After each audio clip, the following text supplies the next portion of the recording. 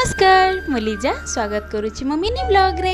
देखुचंते morning रो व्यूटा केते सुंदर देखा होची। स्वयं आज बहुत ही जल्दी उठी जाइतला तो सेत लगे आमे मां पुओ आमे दे जण टिके बाहर बुलिथिलु। पर ठाकुर पूजा पय मो फुल आनी दे स्वयं एठी टिके खेलिथिला। मु घर काम रे लागी पड़िथिली।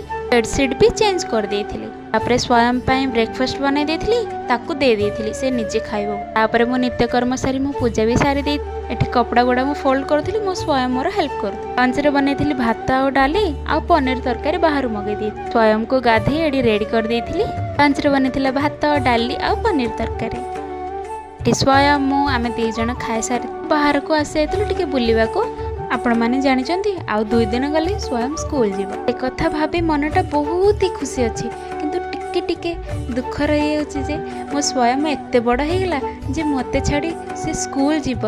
ए कथाटा से मम्मी माने ही कनेक्ट करि परिबे जो मानकर छुआ तांको छाडी स्कूल जीवे।